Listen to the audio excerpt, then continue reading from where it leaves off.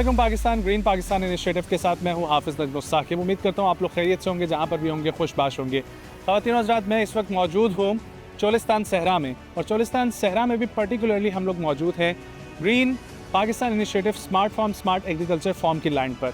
यहाँ पर ही मेरे पीछे आप लोग जो देख रहे हैं, ये high efficient irrigation system, private system जिसे कहा जाता है, उसका सारा सिस्टम मौजूद है। बहुत सारी प्राइवेट्स यहाँ पर इंस्टॉल की गई हैं ताकि आप लोगों को ये दिखाया जा सके कैसे मॉडर्न फार्मिंग होती है और उसमें इरिगेशन सिस्टम्स का कौन सा इस्तेमाल किया जाता है। स्मार्ट फार्म के थ्रू हम लोग मुख्तलिफ इरिगेशन सिस्टम पहली दफ़ा पाकिस्तान में इंट्रोड्यूस करवा रहे हैं, जिसमें ड्रिप इरिगेशन सिस्टम भी हमारे पास मौजूद है। लेकिन आज जो मैं आपको एक्सप्लेन करने लगा हूँ वो है central private system. Central private system कैसे काम करता है, ये मैं और आप समझने की कोशिश करेंगे। CEO स्मार्ट फार्म जनाब ज़हीम शिकू साहब एक बार फिर हमारे साथ मौजूद हैं। अस्सलाम वालेकुम शिकू साहब, थैंक यू सो मच। शिकू साहब बताइएगा कि ये सेंट्रल प्राइवेट सिस्टम देखने में तो बहुत अपीलिंग लगती है, कैसे काम करती है? सेंट्रल प्राइवेट सिस्टम जो है वो हाई एफिशिएंसी इरिगेशन सिस्टम की एक बुनियादी प्रोडक्ट है। इसके अंदर जो है वो, क्योंकि आप जैसे हम बता रहे हैं कि चोलिस्तान के अंदर पानी एक बहुत महदूद क्वांटिटी में मौजूद है, इसकी वजह से सेंट्रल प्राइवेट सिस्टम्स यहाँ पे लगाए गए हैं, जो अब आप देख भी रहे होंगे कि चोलिस्तान के सहरा को ग्रीन में बदल रहे हैं। बिल्कुल। तो ये कैसे काम करते हैं सर? सेंट्रल प्राइवेट सिस्टम में आप देखेंगे कि इसके अंदर जो है वो स्प्रिंकलर्स लगे हुए हैं। जो स्प्रिंकलर्स जो है एक हमारे automated smart control system, irrigation control system के साथ अटैच्ड हैं, और वो पानी के अंदर मौजूद मॉइस्चर और फसल की रिक्वायरमेंट को देखते हुए वो पानी जो है स्प्रिंकल करते हैं, या इसके साथ अगर ज़रूरत हो तो फर्टिलाइज़र या पेस्टिसाइड्स या न्यूट्रिशनल चीज़ें भी इसके साथ जो है वो स्प्रिंकल कर सकते। Sir benefits of central private system ये ज़रा समझाइएगा हमें।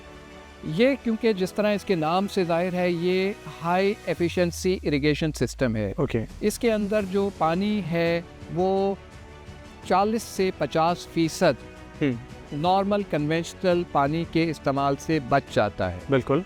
दूसरी बात ये कि इसके अंदर जो हमारी एक्स्ट्रा एनर्जी कंज्यूम होती है, जो हमें फर्टिलाइजर सोर्सेज और उसके लिए वो बच जाती है। नंबर 3, इसके अंदर जो इवेपोरेशन है वो नहीं होती पानी की, और ये जो एक एरिया है इसके अंदर हमें लेवलिंग नहीं करनी पड़ती। अच्छा, मुझे ये बताइएगा कि बिल्कुल आपने कहा बहुत सारे इसके बेनिफिट्स हैं, कितने टाइम में कितना रकबा ये कर सकती है एक, अगर प्रॉपरली ये वर्किंग में चलती रहे और अपना चक्कर कंप्लीट करे तो? ये 436 मीटर की हमने जो है वो एक पिवट, मल्टीपल पिवट्स यहाँ पे इंस्टॉल की हैं, जो इस वक्त हमने 1000 एकड़ के रकबे में 10 पिवट्स इंस्टॉल किए हैं, और ये एक सर्कुलेशन अपना जो है वो 15 से 17 घंटे के अंदर कंप्लीट करता है, डिपेंडिंग कि हम उसको किस स्पीड से ऑपरेट कर रहे हैं और फसल की क्या रिक्वायरमेंट है पानी। ठीक है।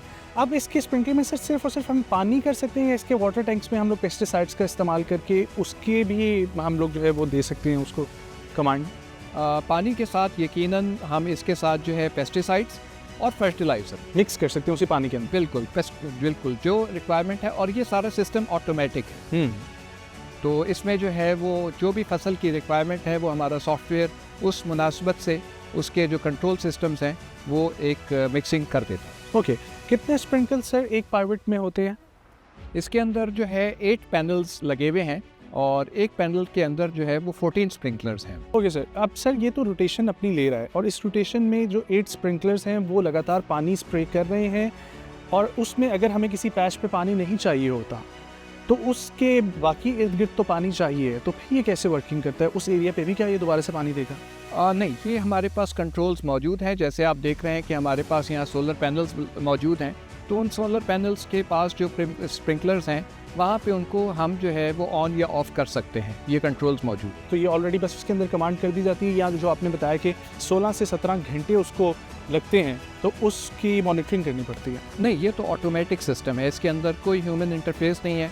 यहाँ पे इस 1000 एकड़ में 4 से 5 लोग इस 1000 एकड़ की जो है वो मैक्सिमम मैनेजमेंट के लिए काफ़ी। रवायती तरीके से हमें जो है नहर से जो पानी ले रहे हैं उसके लिए नहर से हमें खाला बनाना पड़ेगा, और उसके लिए ज़मीन को एक मुकम्मल लेज़र लेवल करना पड़ेगा।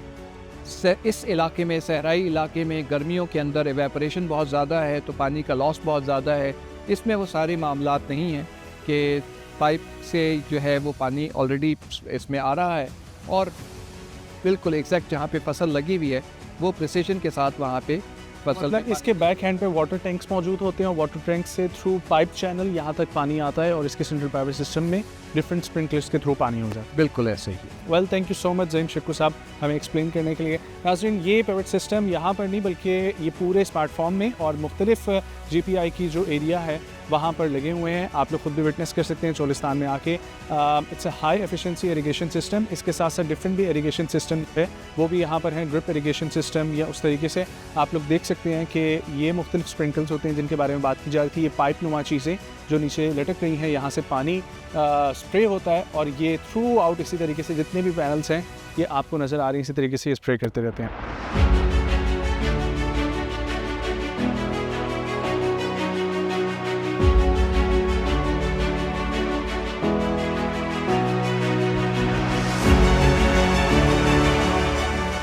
मेरे प्यारे पाकिस्तानियों, बड़ी अहम पेशरफ्त में आप लोगों के साथ शेयर करने लगा हूँ। मैं मौजूद हूँ इस वक्त चोलिस्तान के सहरा में। कुछ अर्से पहले जब आप यहाँ पर आएँ तो हर तरफ सिर्फ और सिर्फ सहरा ही आपको नज़र आएगा, लेकिन अब चारों तरफ पर काम बड़ी तेज़ी से जारी है।